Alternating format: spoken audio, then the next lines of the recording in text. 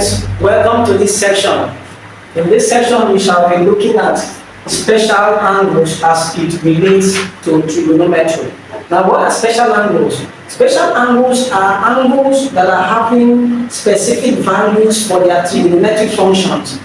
So they are basically expressed without the use of calculator.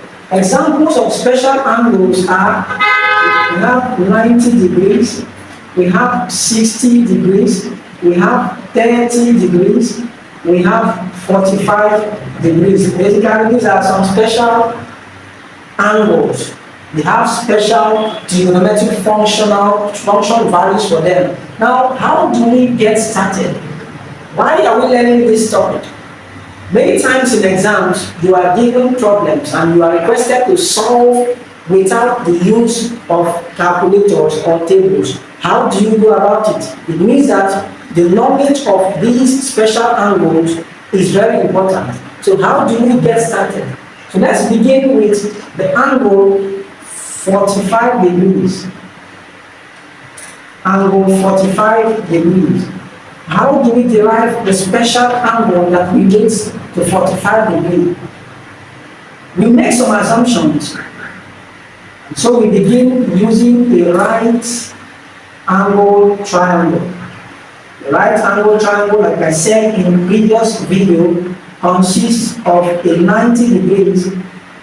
And then on both sides we have 45 each, because the angle sum of a triangle gives us 180 degrees. So 90, 45, 45 makes 180. And this is the assumption. We assume the sides to be 1, 1. So let's say we have A, B, and C. The sides are assumed to be unity on each side, 1, 1. So now we have to find the hypotenuse, which is this side, and from our Pythagoras theorem, we recall that the square of the two short sides will give us the long side. So how do we find the long side? We simply do 1 square plus 1 square. By taking the square root, we have the hypotenuse. So automatically this means square root of 1 plus 1, which means square root of 2. So automatically it means this side will be root 2. So let us derive the trigonometric functions for sine, cosine, and tangent for 45 degrees. We begin with sine. Sine, recall, sine theta, in this case sine 45 degrees, is opposite over hypotenuse. From sohcahtoa, sine is opposite over hypotenuse. So sine 45 will be opposite, which is 1 all over hypotenuse, the longest side, which is 1 over root 2. Then, if I rationalize the denominator, I'm going to get root 2 over 2. And how is it done? 1 over root 2, and multiply both sides by the denominator. So times root 2 all over root 2. So that gives us 1 times root 2, this is root 2, divided by root 2 times 2 is 2. So the denominator has been rationalized. That is how we obtain this. The next one is cos 45. Cos adjacent over hypotenuse. Cos 45 adjacent over hypotenuse. 1 over root 2. So we have 1 over root 2, which makes root 2 over 2. And then we also have tan 45. For tan, we say opposite over adjacent. Opposite over adjacent, that makes 1 over 1, which is equal to 1. These are the trigonometric functions for angle 45. We shall continue with that of angles 30 and 60 degrees. Now, in angle 30 and 60 degrees, we always begin with an equilateral triangle. An equilateral triangle is a triangle that is having all three sides equal. Three sides equal, it also means three angles will be equal to each other. And A, B, and C. A, B, and C. That makes each angle to be 60, 60, 60, making the sum of the triangle to be 180 degrees. The lengths of the sides, they are equal. The angles, they are also equal. Mathematical assumption for an equilateral triangle is the sides are 2, 2, 2.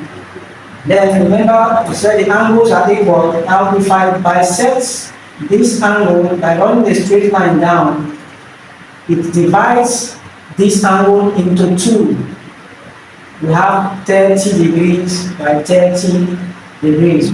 So inversely, for derivation of angles 60 and 90, it means I'm going to be taking one side of the triangle because it's going to form a right angle triangle, either this way or this way. So if we are going with this way, it means this is 30 degrees.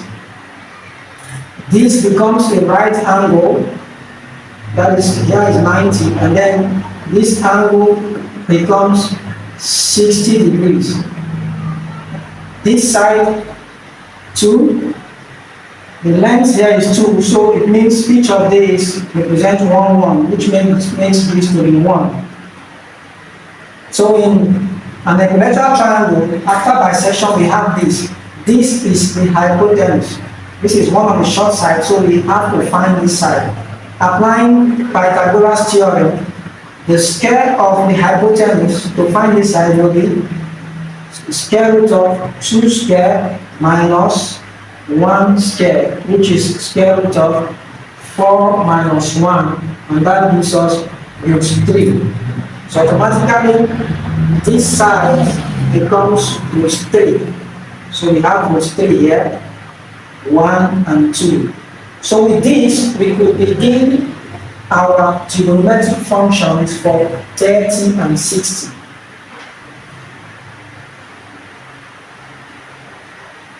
So for 30 degrees,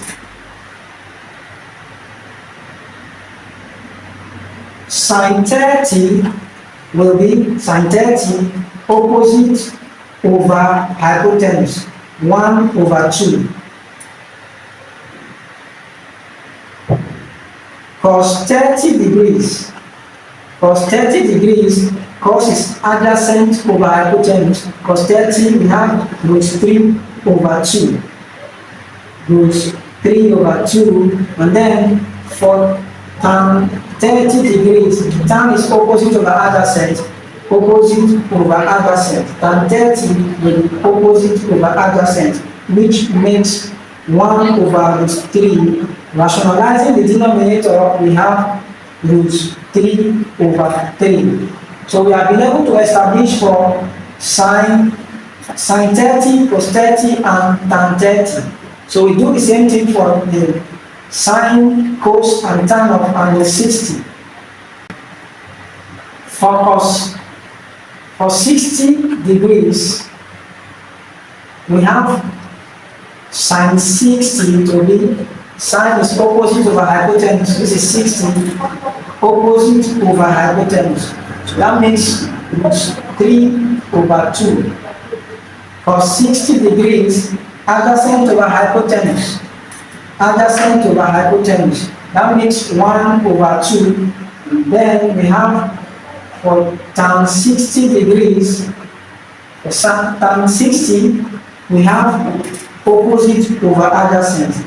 That makes root 3 over 1, which is equal to root 3. So inversely, we have for 30 degrees, 60 degrees, and also 45 degrees.